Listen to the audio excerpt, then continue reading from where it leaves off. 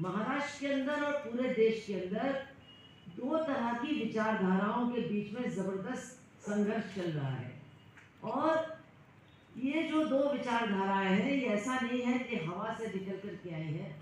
ये हमारे ही देश और हमारे ही समाज, हमारी परिस्थितियां और हमारी संस्कृति से निकल करके ये दो तरह की विचारधाराएं आई हैं। एक तरफ जिसको हम कहते हैं मनुवादी विचारधारा, जो लोगों को बांटती है, जो बिल्कुल समानता को नहीं मानती है, किसी तरह की बराबरी को नहीं मानती है। ऐसा नहीं है कि हमारे देश में बाहर से आई, ये हमारे देश और हमारे समाज की जो व्यवस्था है, जो वर्ण व्यवस्था है, उसी से निकली हुई ये विचारधारा है। और इस विचारधारा को मानने वाले लोग यही चाहते हैं कि जैसे पुराने ज़माने में किसी के जात के साथ उसका पूरा भविष्य जुड़ा हुआ होता था, वो क्या काम करेगा, क्या काम नहीं करेगा, किससे शादी करेगा, किससे नहीं करेगा, कहाँ रहेगा, कहीं कहाँ नहीं रहेगा, उस विचारधारा को आज भी मानने वाले लोग हैं, उसको मजबूत करने वाले लोग हैं। और मुझे बहुत, शायद आपको अच्छा भी न लगे, लेकिन कहना पड़ेगा कि महाराष्ट्र के अंदर भी ये जो दो विचारधाराएं हैं, उनके बीच में आज से नहीं, कम से कम 100-200 साल से जबरदस्त टकराव चल रहा है। क्योंकि इन दोनों विचारधाराओं को मानने वाले और उनका आगे बढ़ाने वाले जो बड़े नेता थे, वो दोनों विचारधाराओं के बड़े नेता आपके महाराष्ट्र में ही पैदा हुए। उनको बहुत अलग अलग तरह से पेश किया जा रहा है। लेकिन मैंने कल पूछा, जब मैं गई वहाँ विशालगढ़ की तरफ, कि ये जो यहाँ मज़ार है ये कब बनी थी, तो लोगों ने कहा ये शायद 15वीं शताब्दी में इस मज़ार का निर्माण हुआ था। ये बहुत पुरानी है और यहाँ पर जो शिवाजी महाराज के पहले जो लोग यहाँ पर थे, उनके समय से ये मज़ार है, शायद उनसे पहले भी ये मज़ार वहाँ है। फिर हमने पूछा, तो फिर शिवाजी महाराज यहाँ आए थे? उन्होंने कहा यहाँ आए, यहाँ से वो भागे भी, और उसके बाद उन्होंने इस किले पर विजय भी हासिल की और ये उनका किला बन गया। तो मैंने कहा देखिए कितनी अजीब बात है कि शिवाजी महाराज को इससे कोई समस्या नहीं थी कि जिस किले पर वो फतेह कर रहे हैं उसके अंदर एक मज़ार है, उनको कोई इससे प्रॉब्लम नहीं थी, कोई इसका उनके अंदर विरोध नहीं था कि यहाँ पर एक मज़ार है, हमारा जो किला है इसमें मज़ार नहीं होना चाहिए। उन्होंने उस मज़ार को भी उसी तरह से माना जैसे लाखों लोग उसके बाद आज तक मानते हैं। उनके दिल में इसके प्रति कोई भी दुर्भावना नहीं थी। लेकिन जो लोग शिवाजी महाराज का नाम लेकर के महाराष्ट्र में कई सालों से राजनीति कर रहे हैं, राजकारण चला रहे हैं, वो मज़ार के खिलाफ, अल्पसंख्यकों के खिलाफ, मस्जिदों के खिलाफ लगातार अपना प्रचार और अपना संघर्ष चलाते हैं। इसी तरह से अगर हम देखें तो इसी महाराष्ट्र के अंदर, जब मैंने कहा दो तरह की सोच के बीच में टकराव जो पूरे देश में है, वो महाराष्ट्र के अंदर इसलिए बहुत महत्वपूर्ण है क्योंकि दोनों तरफ के जो लड़ने वाले लोग थे वो आपके महाराष्ट्र में ही पैदा हुए। आपके यहाँ आप जानते हैं कि पेशवाई थी, और पेशवाई कैसे बनी वो भी आपको मालूम है। शिवाजी महाराज के ही वंशज को पुणे से हटा करके पेशवाई की स्थापना हुई, और पेशवाई में किस तरह का नियम, किस तरह का कानून चलता था ये भी आप जानते हैं। तो पेशवाई भी आपके महाराष्ट्र की है, और उस पेशवाई के खिलाफ लड़ने वाले जिनका नाम पूरे देश में बहुत ही सम्मान के साथ लिया जाता है, ज्योतिबा फुले, वो भी आपके ही महाराष्ट्र में पैदा हुए। तो हमको, तो अभी कल पेपर में निकला है और इसकी चर्चा भी हो रही है कि तीसरे क्लास और छठे क्लास में जो पाठ्यक्रम के पुस्तक हैं उनमें पहले पन्ने पर हमारी जो संविधान की प्रस्तावना है, जो पहले लिखा हुआ है कि हम भारत के लोग अपने आप को एक संविधान देते हैं, इस प्रस्तावना को ही उन किताबों से निकाल दिया गया है। उन प्रस्तावना को, जो टेक्स्ट बुक हैं, जो पर हमले हुए हैं या अल्पसंख्यकों के ऊपर हमले हुए हैं, धर्म के नाम को लेकर के दंगे हुए हैं, कई जगह हम लोग गए हैं। लेकिन मैं कहूँगी ये सब देखने के बाद, मैंने 1990 में उत्तर प्रदेश में बहुत दंगे देखे, 1992 में मुंबई में जो कुछ हुआ, मुंबई में जो कुछ हुआ वो भी देखा। गुजरात में 2000 में जो हुआ उसको भी हमने देखा है। बिल्किस बानो से जो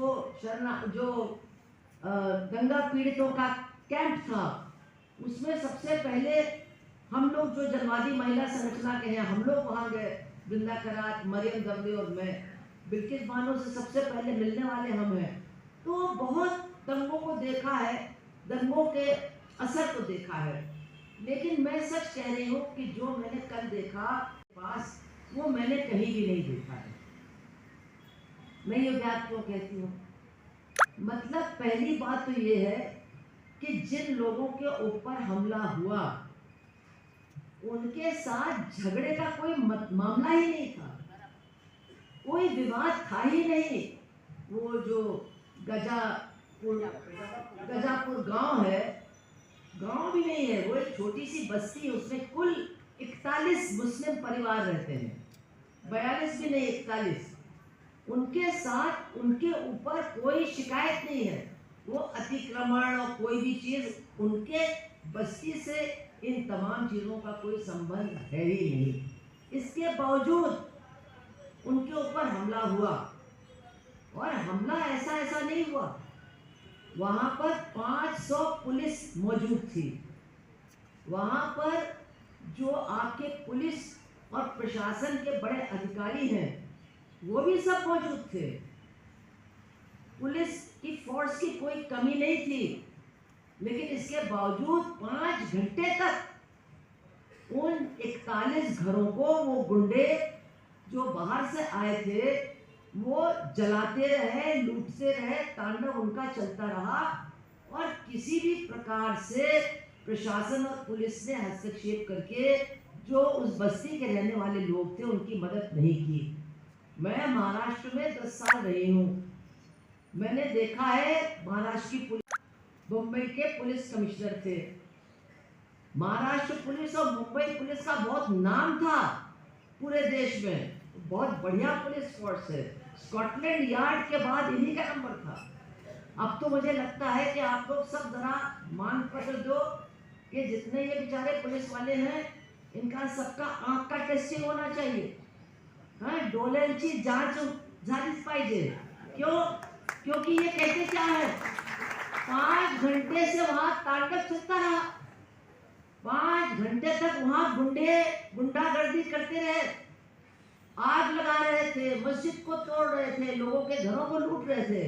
और आपकी कोल्हापुर की महान पुलिस कहती है वहां इतना पानी गिर रहा था और इतना धुंध था कि हमको कुछ दिखाई नहीं दिया। मतलब गुंडों को सब कुछ दिखाई दे रहा था। जो लोग बाहर से आए उनको ये भी मालूम था कि मुसलमानों की बस्ती कहाँ है। जो पहला घर है जो तोड़ा गया, वो बिल्कुल जहाँ पर हिंदू रहते हैं उसके बगल में है। लेकिन उसको भी तुरंत उन्होंने समझ लिया कि यहाँ मुसलमान रहते हैं। वहाँ एक छोटा होटल था, बगल में उसके जो घर था उसमें दुकान थी। वो होटल, वो दुकान पूरी तरह से तोड़ दी गई। वहाँ कुछ भी नहीं है। अगर आप देखें वहाँ जाकर के तो वहीं से शुरुआत होती है। वहाँ पर आपको सिर्फ 2-3 शेड दिखाई देंगे, बाकी वहाँ पर कुछ भी नहीं बचा है। लेकिन हमारे बेचारे महाराष्ट्र के पुलिस वाले, जिनको कुछ आंख में प्रॉब्लम है, उनको दिखाई नहीं दे रहा था कि ये सब हो रहा है। बाद में जब उनसे पूछा गया कि तुमने किसी को पकड़ा क्यों नहीं, तो उन्होंने वही जवाब दिया कि जब हमको कुछ दिखाई नहीं दे रहा था तो हम किसको पकड़ते। तो ये बहुत खतरनाक बात है। अब अगर आने वाले दिनों में पुलिस वालों को दिखाई नहीं देगा कुछ, जो गुंडा है वो नहीं दिखेगा, और जिसके साथ गुंडागर्दी हो रही है उसको बचाने के लिए उसको भी नहीं देख पाएगा, तब तो कोल्हापुर और महाराष्ट्र का हाल बहुत ही बुरा होने वाला है। और इसको तो, जिसको हम लोग यूपी में कहते हैं कि लोग हमसे पूछते हैं आपके यूपी में क्या हो रहा है, तो हम तो कहते हैं भाई यूपी तो हमारा राम भरोसे चल रहा है। लेकिन अगर यही हाल आपके महाराष्ट्र में रहा तो महाराष्ट्र किसके भरोसे रहेगा, ये तो हम आपको बता भी नहीं सकते, आपको खुद सोचना पड़ेगा। तो वहां पर मामला क्या है, देखिए आप बात को समझ जाइए, आपको जड़ में जाना पड़ेगा।